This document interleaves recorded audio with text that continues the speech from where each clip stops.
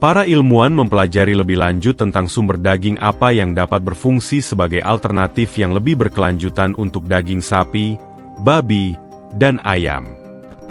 Daging ular piton dapat menawarkan bentuk daging yang tingkat karbonnya jauh lebih rendah daripada pilihan yang ada saat ini, menurut para peneliti yang mempelajari peternakan di Asia Tenggara untuk dua spesies ular piton, yakni ular sanca batik dan ular piton Burma, selama 12 bulan.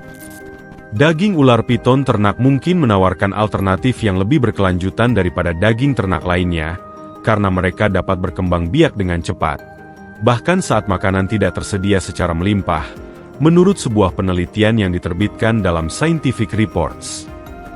Ular piton memiliki kecenderungan biologi dan evolusi yang ekstrim terhadap efisiensi sumber daya dan energi yang ekstrim. Karena ular piton adalah predator penyergap yang memilih mangsa hingga 100% dari berat tubuhnya sendiri, mereka dapat bertahan hidup dalam waktu yang lama.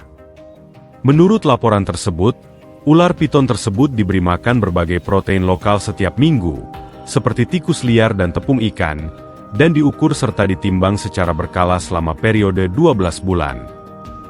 Peneliti menjelaskan kedua spesies ular piton tersebut tumbuh dengan cepat, hingga 46 gram per hari dengan ular piton. Betina mengalami tingkat pertumbuhan yang lebih tinggi daripada ular piton jantan. Ular piton juga mampu bertahan hidup dari keadaan ekstrim sekalipun, meski piton tidak makan dalam jangka waktu yang lama. Ular piton terbukti mampu bertahan hidup dalam periode gangguan yang panjang, atau peristiwa cuaca ekstrim, tanpa mengalami dampak buruk apapun. Hewan lain yang diternakan untuk diambil dagingnya membutuhkan waktu lebih lama untuk bereproduksi daripada ular piton. Dalam 1 tahun, seekor induk sapi dapat menghasilkan rata-rata 0,8 anak sapi. Seekor babi yang diternakan untuk diambil dagingnya dapat menghasilkan 22 hingga 27 anak babi dalam jangka waktu yang sama. Namun, seekor ular piton betina dapat menghasilkan antara 50 dan 100 telur dalam 1 tahun.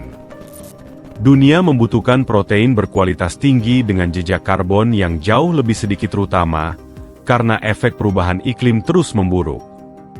Reptil secara historis telah menjadi hidangan populer di seluruh daerah tropis, dan ular piton sudah dimakan secara umum di seluruh Asia Tenggara.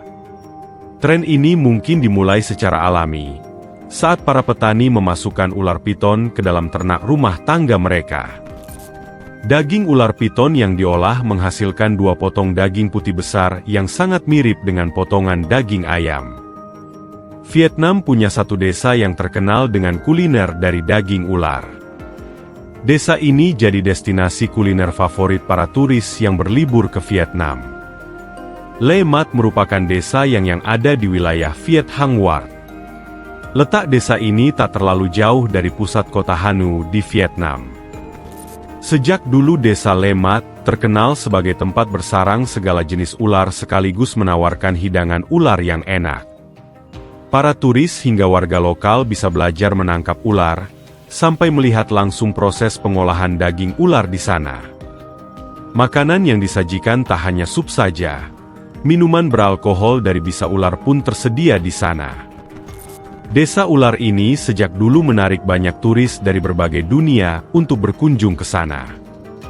Desa ini dipenuhi dengan ular dan orang-orang yang ahli menangkapnya.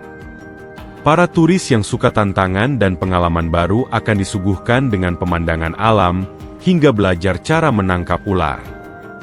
Selain itu, desa ini dipenuhi dengan tempat makan yang semua menu hidangannya berbahan dasar dari bagian ular.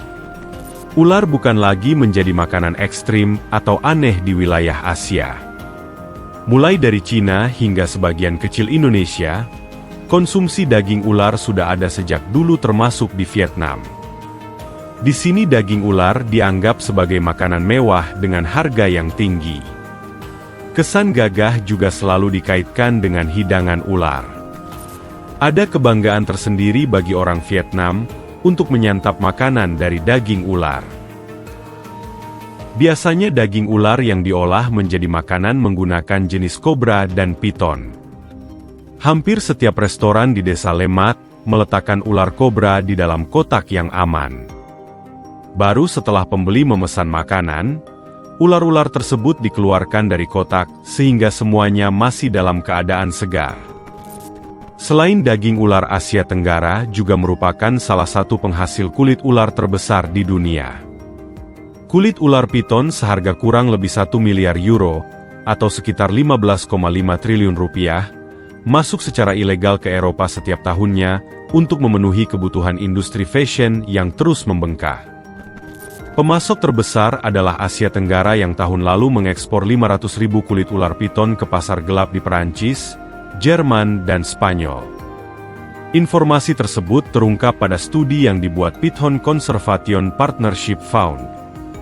Laporan ini menawarkan solusi alternatif untuk mengelola bisnis kulit piton yang permintaannya tengah meledak. Lonjakan permintaan terhadap kulit piton melesat tajam berkat booming yang dialami industri fashion Eropa. Merek-merek tenar seperti Calvin Klein, Prada atau Jimmy Choo kerap menggunakan kulit hewan eksotis untuk memproduksi tas tangan, sepatu dan jaket. Studi yang antara lain disponsori rumah mode ternama seperti Gucci itu, menawarkan pusat penangkaran komersil sebagai solusi atas maraknya perdagangan gelap kulit piton. Selama ini penangkaran piton dinilai tidak menguntungkan karena ular tersebut membutuhkan waktu lama untuk tumbuh dan menelan biaya pakan yang relatif mahal. China, Thailand dan Vietnam telah mengawali industri penangkaran piton komersil. Cuma Indonesia dan Malaysia saja yang masih mengandalkan perburuan piton liar untuk memasok permintaan dari luar negeri. Kedua negara tersebut adalah pemasok terbesar kulit ular sanca kembang dan sanca bodo. Salah satu organisasi mewanti-wanti, produk kulit piton yang diklaim berasal dari penangkaran di Laos, Kamboja, Indonesia dan Malaysia harus disikapi dengan hati-hati. Karena pedagang biasanya memalsukan informasi terkait asal-muasal piton untuk memenuhi standar pembeli di Eropa. Salah satu penghasil kulit ular asal Indonesia di bawah binaan Balai Konservasi Sumber Daya Alam Kalimantan Tengah sukses dalam ekspor kulit ular. Pengrajin kulit ular asal Desa Pasir Panjang, Kecamatan Arut Selatan, Kabupaten Kota Waringin Barat, Provinsi Kalimantan Tengah, kini telah sukses memasarkan produknya hingga tembus pasar Asia dan Eropa. Untuk mendapatkan kulit ular, dirinya membeli ke masyarakat atau pengepul dan pengedar. Untuk harganya, ular dengan berat 10 kg ke atas, yaitu Rp16.000 per kilogramnya. Sedangkan kalau meteran, yaitu di atas 3 meter dibeli seharga Rp70.000 per meternya. Tentu, untuk bisa membuat produk kulit ular baik dan bagus, dan berkualitas ekspor, ada beberapa tahapan yang harus dilakukan. Di antaranya disamak sekitar 1 minggu, penjemuran 2 hari, setrika dan pres, barulah dilakukan pengemasan dan dijual. Dengan usahanya ini ternyata menghasilkan pundi-pundi ratusan juta rupiah.